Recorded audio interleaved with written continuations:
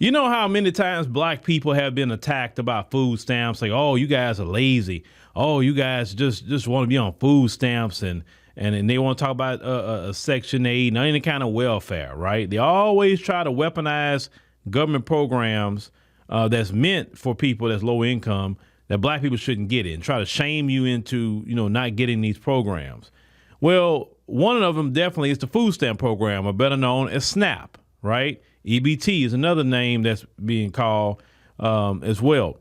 Well, I want you to hear this brother that used to work at Whole Foods about who was really coming in there using the food stamps. Didn't lie when they said white people project a lot of their insecurities onto black people, because I'm gonna be real with y'all. When I worked at Whole Foods, I don't work there anymore, so I could obviously talk about this. But when I worked at Whole Foods, the amount of white people that was swiping their EBT cards is insane. And this whole time they try to throw it on black people and say that we're the welfare king and queens. Now we're always on EBT, but I was shocked, bro. I don't think you understand. The couple of months that I was working there, I think there was only one black couple that swiped an EBT card and they had like 2 kids with them. But I always internalized that. And I was always thinking to myself, like, yeah, I mean, a lot of black people do live in the hood. We understand how racism works and in impoverished, communities. I genuinely internalized it and thought that they were speaking facts. It wasn't until I got that Whole Foods job, when I tell you they were swiping the EBTs like crazy. And you had some of them who just pulled it out and swiped it, and then you had some of them who kind of like try to like hide the card in their hands.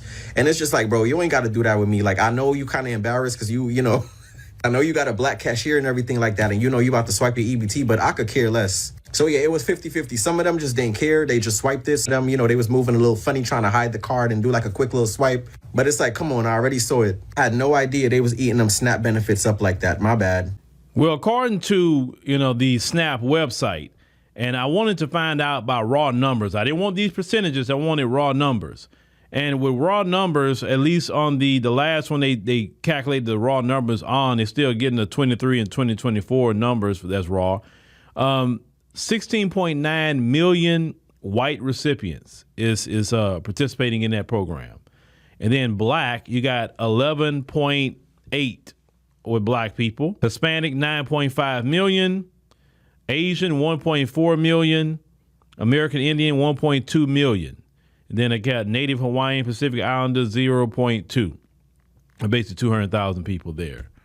So with our situation, let's talk about that. 11.8 million people on the SNAP program. We have an excuse. We were historically sabotaged. We were historically redlined.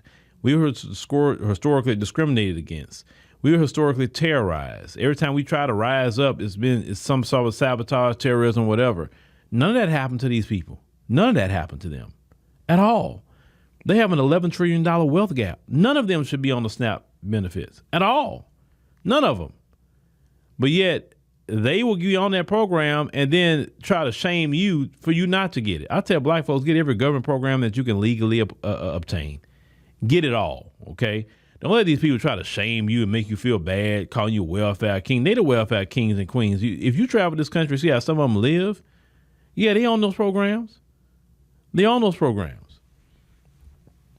See, the deal is they want all the government programs for them, but they want us to subsidize it, right? Us to pay taxes so they can live good. No. They get angry when they see black people on programs.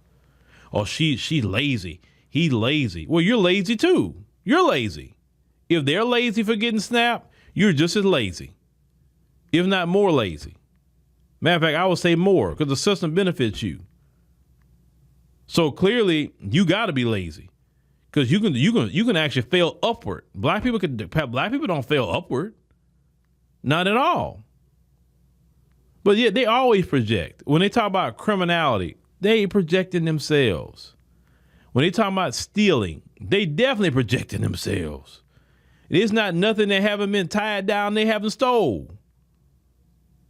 Human beings, property, land, resources, like what haven't they not stole? But they want to try to say black people always stealing.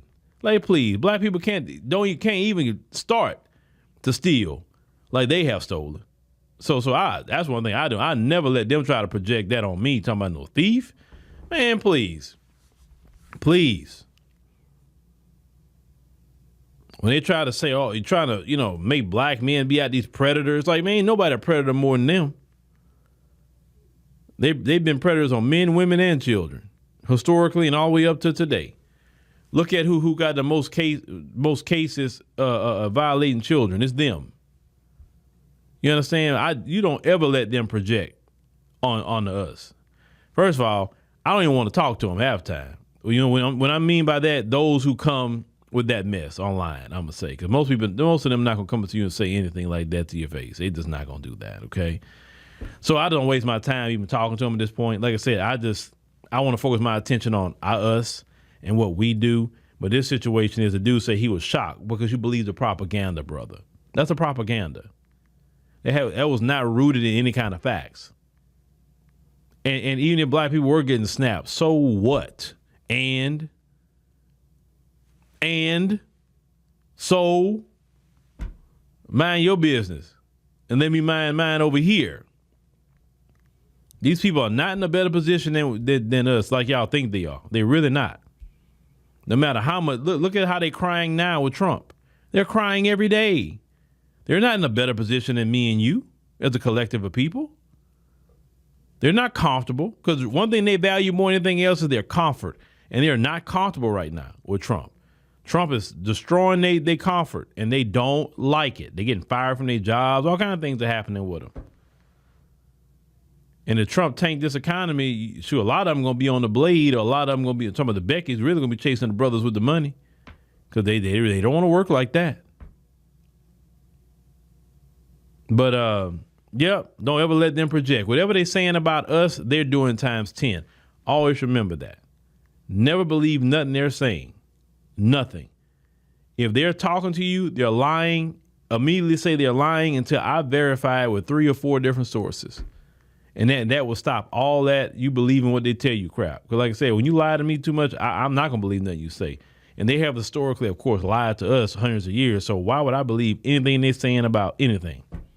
From the media to whatever. I'm going to double check and triple check it. So if you see me using a clip from them, it's because I checked it out.